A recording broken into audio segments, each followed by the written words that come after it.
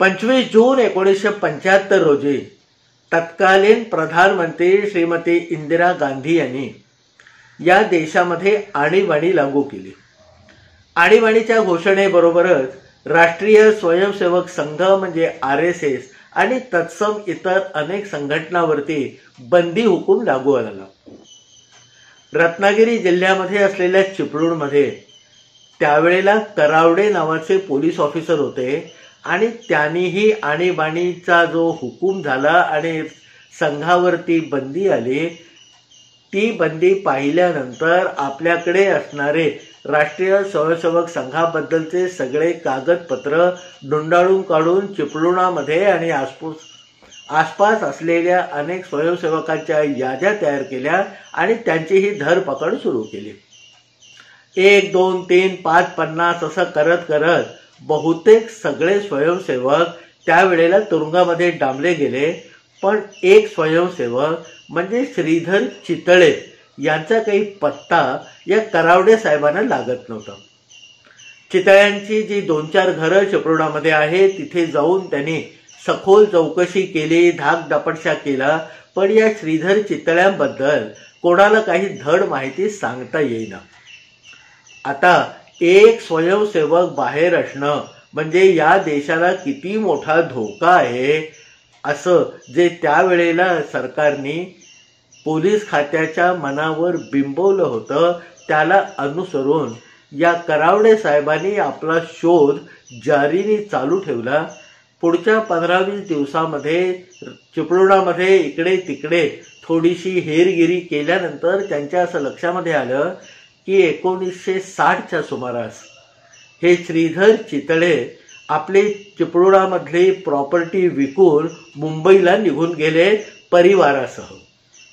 आता करावडे साहेबांची जबाबदारी जास्तच वाढली, कारण त्यांच्या नोंदी असलेला श्रीधर चितळे नावाचा संघाचा कार्यकर्ता चिपळुणातून फरार होऊन आता मुंबईमध्ये दाखल झाला होता।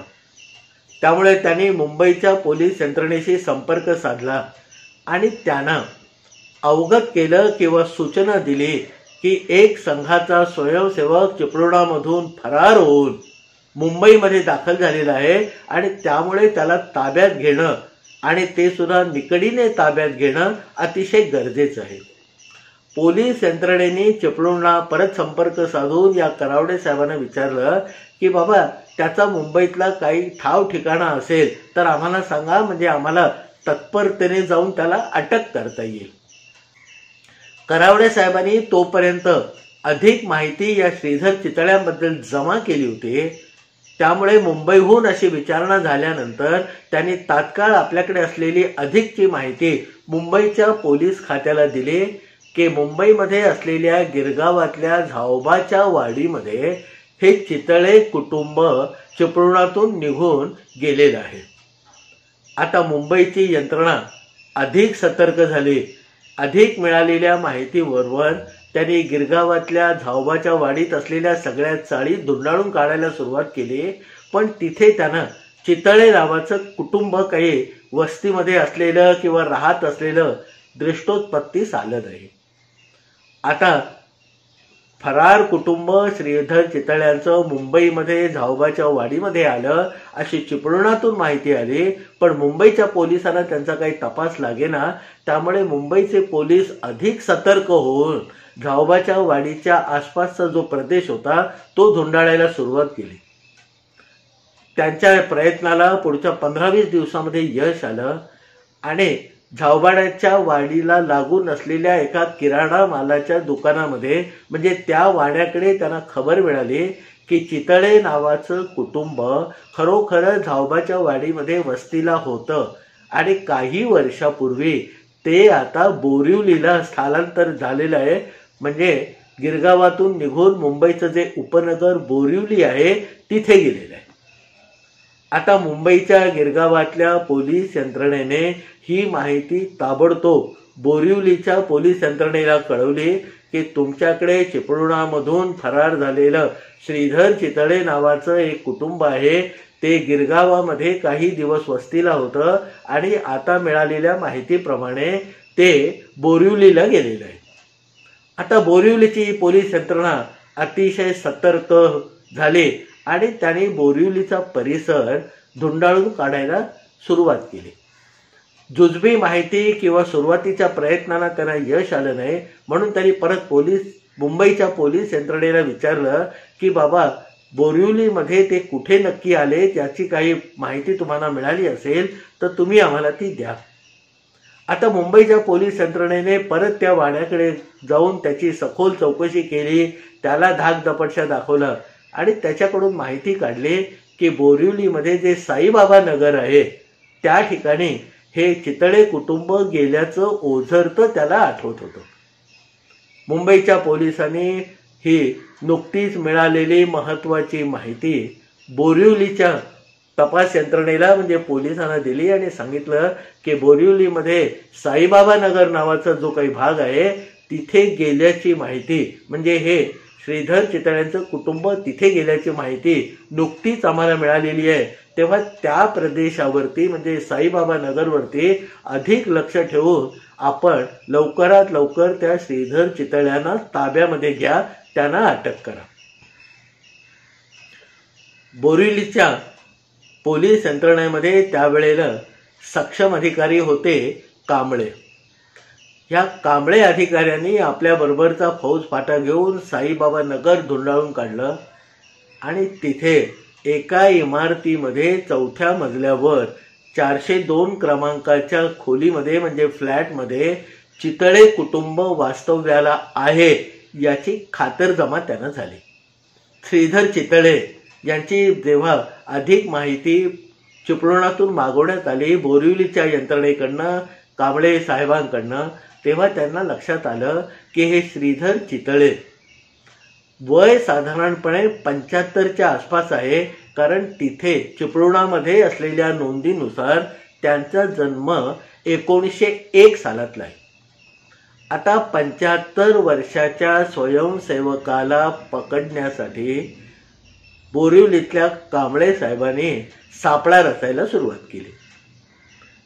त्यांना लोकेशन म्हणजे ठिकाण माहीत होतं. साईबाबा नगरातल्या एका इमारतीमध्ये 4थ्या मजल्यावर 402 क्रमांकाच्या फ्लॅटमध्ये हे कुटुंब होतं आणि त्याच्यामध्ये श्रीधर चितळे असणार अशी नक्की त्यांची खात्री होती. दिवसाढवळ्या या चितळ्यांना अटक करायला गेलं तर हा 75 वर्षाचा स्वयंसेवक कदाचित आपल्या हातावर तुरी देऊन निसटून जाईल या एका आशंकेने या कांबळे साहेबांनी त्यांना रात्री जाऊन पकडण्याचा निश्चय केला आणि आपल्या सगळ्या पोलीस यंत्रणेला घेऊन 9-9:30च्या सुमारास त्या इमारतीला घेरा घालून बसले. रात्रीच्या 2-2:30च्या सुमारास स्वतः कांबळे साहेब आणि त्यांचे 2-3 खास सहकारी सशस्त्र म्हणजे त्यांच्याकडे ज्या रायफल, बंदूक, पिस्तूल जे काही होतं ते घेऊन दबक्या पावलाने त्या इमारतीच्या 4थ्या मजल्यापर्यंत चढत गेले. आता या 402 क्रमांकाच्या सदनिकेमध्ये जाऊन या कांबळे साहेबांना 75 वर्षाच्या श्रीधर चितळेंना अटक करायची होती. त्यांनी आधी त्या सदनिकेवरचं नाव वाचलं तर तिथे होतं सश्री तळे. आता आपल्याकडे असलेली माहिती चितळे आहे आणि इथे राहणारा माणूस श्री तळे या नावाने राहतोय, ही गोष्ट कांबळे साहेबांच्या मनामध्ये कुठेतरी शंकेला जागा उत्पन्न करणारी ठरली.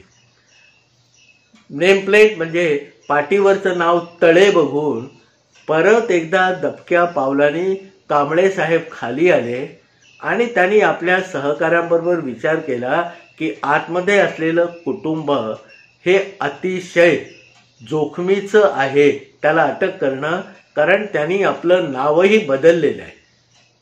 त्यांच्याच एका सहकार्याने विचारलं की आपण म्हणताय की बाबा हे नाव इथे वेगळंच दिसतंय, तेव्हा या दरवाजावरती जाऊन आपण धाड घालावी की घालू नये किंवा नाव बदलून राहणारा हा माणूस किती भयंकर असेल अशी शंका घेऊन आपण खाली आला.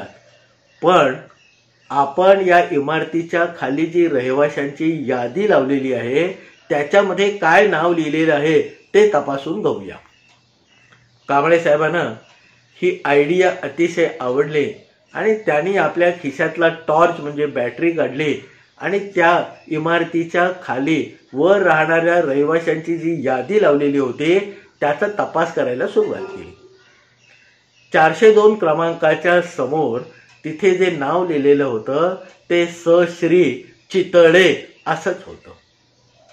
आता खाली चितळे म्हणून नोंद आहे आणि वर तळे म्हणून नेमप्लेट लिहिलेली आहे, म्हणजे परत काहीतरी याच्यामध्ये गौड बंगाल आहे. तेव्हा आपल्याला अधिक सावधानतेने काम करायला पाहिजे असं कांबळे साहेबांनी ठरवलं आणि परत एकदा दबक्या पावलाने रात्री 2:30 वाजता 402 क्रमांकाच्या खोलीसमोर म्हणजे सदनिकेसमोर हा पोलीस फाटा येऊन उभा राहिला. मोठं धीराचं काम करायला जाताना आपल्या अंगातलं सगळं बळ एकवटून अतिशय सावधानतेने या कांबळे साहेबांनी त्या घराचं दार ठोठावलं. 1-2दा ठोठावल्यावरही आतून काही हालचाल होईना, म्हणून त्यांच्या लक्षात आलं की दार ठोठावण्यापेक्षा शेजारी असलेली जी कॉलबेल आहे ती दाबावी, म्हणजे कदाचित प्रतिसाद लवकर मिळेल. एवढी मोठी गोष्ट लक्षात आल्यावर कांबळे साहेबांनी त्या सदनिकेच्या दरवाजावर असलेली कॉलबेल दाबली आणि आतमध्ये किर्र असा आवाज झाल्याचं बाहेर त्यानं जाणवलं. आता आतमध्ये किर्र आवाज एकदा होऊन पुरणार नाही, म्हणून त्यांनी परत 2-3 वेळा ती बेल दाबली आणि कर्र कर्र कर्र झालेला आवाज बाहेर कान टवकारून ऐकला. थोड्या वेळामध्ये त्या घरामध्ये आतल्या बाजूला काहीतरी हालचाल झाल्याचं त्यांच्या लक्षात आलं आणि खटकन त्या घराचा दरवाजा उघडला गेला. दारामध्ये 30च्या आसपास असणारा एक तरुण आणि त्याची पत्नी उभी होती. आता आपल्याला मिळालेल्या माहितीप्रमाणे श्रीधर चितळे हे 75 वर्षाचे गृहस्थ आहेत आणि आपल्या समोर उभा असलेला हा तरुण 30चा आहे, म्हणजे परत काहीतरी गडबड आहे असं पोलिसी खात्यात इतकी वर्ष काढलेल्या कांबळे साहेबांच्या लक्षामध्ये आलं. त्यांनी त्या तरुणाला दरडावून विचारलं की चितळे इथेच राहतात का? तो तरुण म्हणाला, हो मी चितळे, एवढ्या रात्री काय काम आहे? ते म्हणाले, थांबा. असं म्हणून लगबगीने त्या तरुणाला बाजूला करून सगळा पोलीस फाटा त्या घरामध्ये घुसला आणि अतिशय अटेन्शनच्या पोझिशनमध्ये सगळे उभे राहिले. त्या तरुणाला काही कळेना, तो झोपेतून नुकताच जागा झालेला होता. रात्री 2-2:30 वाजता येऊन आपली झोप पोलीस खात्याने का मोडली याचं एक प्रश्नचिन्ह त्याच्या मनावर आणि चेहऱ्यावर उमटलेलं होतं. कांबळे साहेबांनी दरडावणीच्या सुरात त्याला विचारलं की तुम्ही श्रीधर चितळे आहात का? तो तरुण म्हणाला, नाही, श्रीधर चितळे माझे वडील, मी संतोष चितळे. मग श्रीधर चितळे कुठे आहे? असं दरडावणीला सुरुवात झाल्यानंतर हळूहळू काय प्रकार आहे हे त्या तरुणाच्या म्हणजे संतोष चितळे यांच्या त्या घरात राहणाऱ्या त्या मालकाच्या लक्षामध्ये आलं. तोही आपल्याच वडिलांचा मुलगा आणि मूळचा चिपळुणातला कोकणी माणूस. त्यामुळे त्यानेही आता थोडंसं गमतीने आणि धीराने घ्यायचं ठरवलं, कारण काय प्रकार झालेला आहे ते त्याच्या लक्षामध्ये आलं. ते म्हणाले, म्हणजे संतोष चितळे कांबळे साहेबांना पोलीस खात्याला म्हणाले की बाबा काय भानगड आहे ती मला जरा समजावून सांगाल का? आपण बसा, स्वस्थपणे मला सांगा. आता कांबळे साहेब नाईलाजाने समोरच्या कोचावर बसले. तो संतोष चितळे त्यांच्या समोर खुर्चीवर बसला. दोन्ही स्थानापन्न झाल्यानंतर कांबळे साहेब म्हणाले की आम्ही श्रीधर चितळे यांना अटक करायला आलेलो आहोत. त्यांचं पकड वॉरंट माझ्याकडे आहे, त्यामुळे त्यांचा पत्ता काय तो लगेच सांगा. संतोष चितळे म्हणजे श्रीधर चितळ्यांचा मुलगा अतिशय शांतपणे त्या कांबळे साहेबांच्या दरडावडीला भीक न घालता त्यांना म्हणाला की अहो, त्यांना तर तुमच्या आधीच घेऊन गेले.